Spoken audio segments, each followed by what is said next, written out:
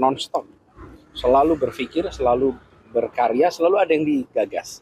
Jadi di usia 84 ini Pak JK kita doakan selalu sehat terus ke depan, dan apa yang beliau kerjakan selama ini bisa jadi inspirasi bagi generasi baru. Kalau kita melihat hari ini Ambon yang tenang, kita melihat Poso yang tenang, kita melihat Aceh yang tenang, di situ ada sidik jarinya Pak JK. Karena itulah kita merasa bersyukur memiliki Bapak bangsa yang terus jadi teladan, yang terus jadi rujukan. Kita mendoakan Pak JK, Ibu Mufidah, semuanya sehat dan bisa terus jadi penjuru bagi generasi baru. Ya, boleh minta tanggapan soal putusan MK Ibu Kota itu tetap di Jakarta itu seperti apa Mas Anies tanggapannya? Setahu saya nggak ada yang baru ya, karena itu kan undang-undangnya begitu. Jadi undang-undang kan memang begitu. Jadi nggak ada yang baru sih keputusan MK-nya. Artinya kan pemerintahan sebelumnya kan ingin berharap Ibu Kota pindah ke... Tapi kan itu semua menunggu keputusan Presiden. Soal ini Mas Anies, Udah, ini aja dulu cukup. Udah. Pak, soal ini Ini kan ulang tahunnya Pak JK. Pak, soal teladan dari untuk Pak JK soal di bidang kemanusiaannya itu gimana sih? Ya, jadi ini menegaskan bahwa Pak JK memiliki pengalaman di dalam proses perdamaian, kerja kemanusiaan yang luar biasa.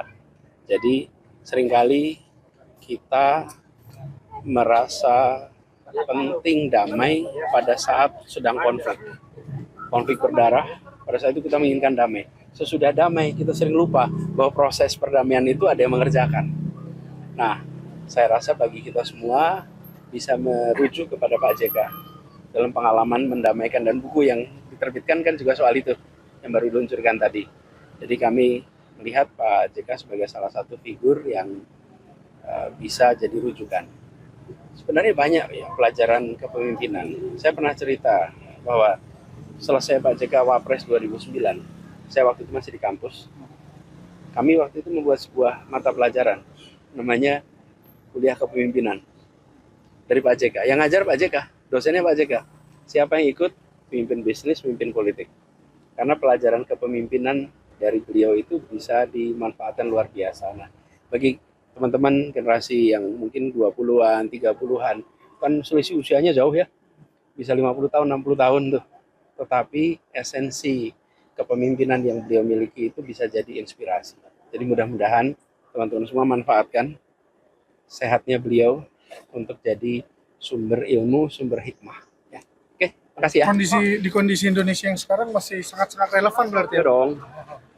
Makasih ya semuanya. Thank you.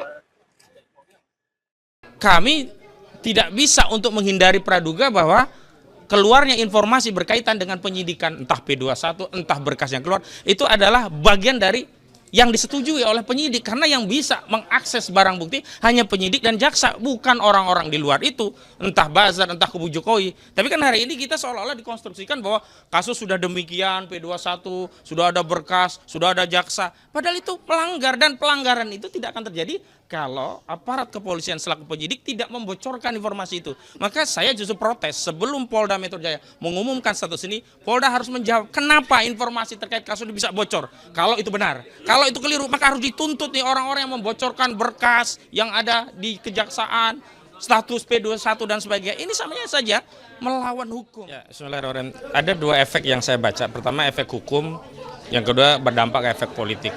Efek hukum tentu penegakan hukum terhadap kasus laporan 40 ormas Islam terhadap Ade Armando dan kawan-kawan, Grace dan juga Abu Janda, tentu akan berujung pada status hukum. Dan kita memang mendorong agar Polri dalam hal ini profesional untuk menindaklanjuti laporan. Jangan sampai ada kesan Polri buang badan, misalnya melemparkan kasus ini ke Polda. Harus Bareskrim karena laporan itu di Bareskrim, dan harus dilakukan penyidikan secara equal. Jangan dibeda-bedakan, karena apa, hari ini institusi Polri kan sedang dalam sorotan. Jangan sampai karena Grace, Ade Armando ini dekat dengan kubu Joko Widodo, lalu ada pembedaan perlakuan sehingga hukum tidak bisa ditegakkan. Yang kedua, dampak politik. Dampak politik sebenarnya tidak menunggu status hukum, hari ini sudah terasa. Di antaranya memang hari ini PSI berusaha melokalisir kasus ini seolah-olah menjadi kasus personal, sehingga di antaranya manuver yang ditempuh oleh PSI, Ade Armando mengundurkan diri dari PSI, Dan kemudian Grace Natali juga tidak dibela melalui bantuan hukum resmi dari DPP PSI, sehingga seolah-olah pesan kepada publik bahwa kasus ini kasus personal, tidak ada kaitannya dengan PSI, dan mereka berharap tidak berdampak kepada PSI juga terah Jokowi. Akan tetapi publik sudah kadung paham bahwa kasus ini tidak lepas dari perseteruan ya publik terkait kasus jasa palsu, karena sebelumnya Pak JK yang kemudian diserang oleh kubu buzzer-buzzer dari Joko Widodo dianggap membiayai ya perjuangan membongkar kasus ini 5 miliar dan seterusnya. Dan kemudian Pak JK sebenarnya sebagai tokoh bangsa memberikan saran, rekomendasi agar saudara Joko Widodo bisa menunjukkan ijazahnya kepada publik. Namun sayang justru saran itu dipahami sebagai tuduhan. Karena apa? Karena Pak JK diminta juga untuk mengikuti adegium yang sebelumnya disampaikan oleh Jokowi, yakni siapa yang menuduh maka dia yang membuktikan. Dan lagi-lagi Joko Widodo meminta agar hal itu nanti diserahkan ke pengadilan. Padahal kita sudah tahu banyak pengadilan tidak pernah bisa ya kemudian menjadi sarana bagi Joko Widodo untuk menunjukkan ijazah tersebut. Terakhir kan di Surakarta. Nah, dampak politik lanjutannya saya pikir ini akan berdampak bagi PSI dan terah Jokowi dalam dua hal. Pertama, dampak elektabilitas dari PSI. Karena isu ini sangat sensitif ya, karena terkait agama, dan bahkan ini lebih sensitif daripada kasus Ahok.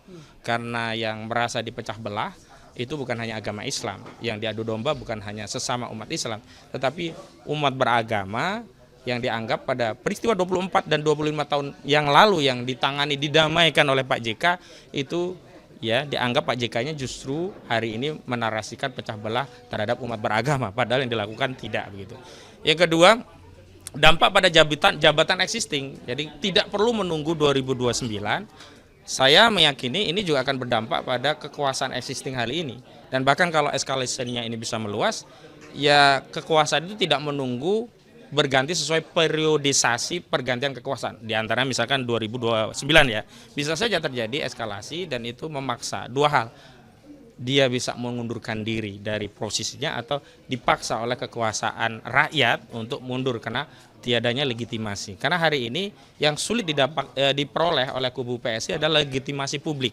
Kalau legitimasi kekuasaan, begitu banyak kasus-kasus yang Abu Janda, ya Ade Armando, Grace Natali sudah lama ya kan melakukan hal yang berulang dan seperti template ya, seperti sesuatu di copy paste, tetapi tidak ada tindakan hukum. Tapi ketika legitimasi publik itu kemudian mereka kehilangan dan akhirnya justru publik menginginkan ini menjadi sarana evaluasi bagi kekuasaan yang hari ini diperoleh oleh terah Joko Widodo, maka ya bisa jadi tidak ada terah lanjutan dan posisi Joko Widodo bukan lagi sebagai raja yang bisa menurunkan tahtanya kepada putranya.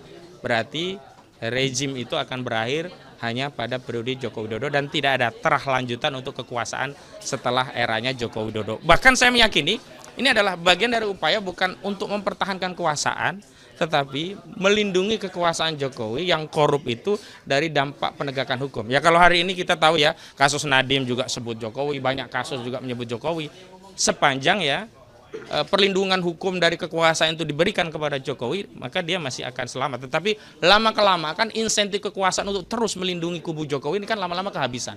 Dan legitimasi publik untuk terus mendukung kekuasaan melindungi kan terus dipertanyakan. Bagaimana Pak Amin Rais, tokoh reformis kita, sudah mulai mempersoalkan Pak Prabowo agar melepaskan diri dari lendotannya Teddy Indrawijaya. Dan hari ini saya juga tadi tegaskan, justru tidak sekedar melepaskan diri dari lendotannya Teddy Indrawijaya, lebih jauh Prabowo Subianto sebagai presiden harus melepaskan diri dari lendotannya kubu Joko Widodo begitu.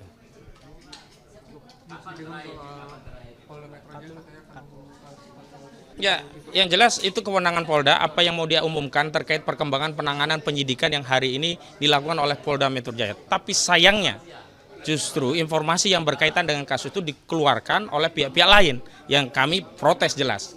Karena tidak ada kewenangan orang-orang itu menyatakan berkas apa, dokumen apa. Karena itu semuanya kewenangan dari polisi. Maka kami tidak bisa untuk menghindari praduga bahwa keluarnya informasi berkaitan dengan penyidikan entah P21, entah berkas yang keluar, itu adalah bagian dari yang disetujui oleh penyidik. Karena yang bisa mengakses barang bukti hanya penyidik dan jaksa, bukan orang-orang di luar itu, entah buzzer, entah kubu Jokowi. Tapi kan hari ini kita seolah-olah dikonstruksikan bahwa kasus sudah demikian, P21, sudah ada berkas, sudah ada jaksa. Padahal itu pelanggar, dan pelanggaran itu tidak akan terjadi kalau aparat kepolisian selaku penyidik tidak membocorkan informasi itu. Maka saya justru protes sebelum Polda Metro Jaya mengumumkan status ini, Polda harus menjawab kenapa informasi terkait kasus ini bisa bocor. Kalau itu benar, kalau itu keliru, maka harus dituntut nih orang-orang yang membocorkan berkas yang ada di kejaksaan, status P21 dan sebagainya. Ini samanya saja melawan hukum.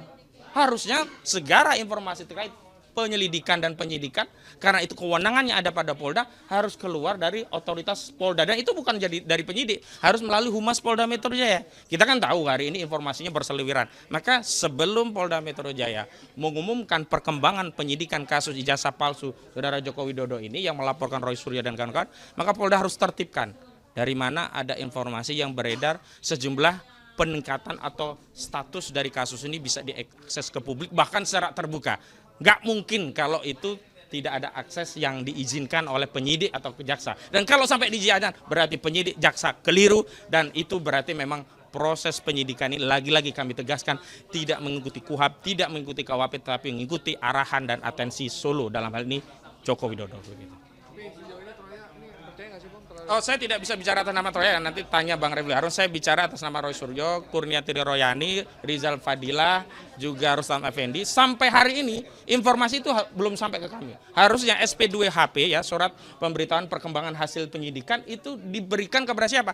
Kepada kami, kuasa hukum, penasihat hukum, kepada pihak-pihak yang hari ini menjadi tersangka, bukan diumbar ke publik kemudian ada orang bisa podcast, oh statusnya begini.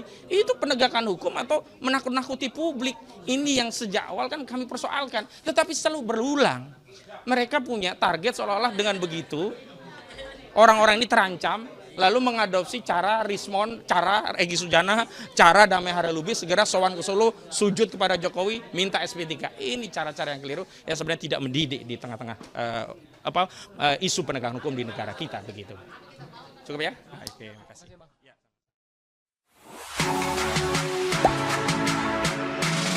Gak sempet baca? Dengerin aja, klik icon text to speech di okezone.com.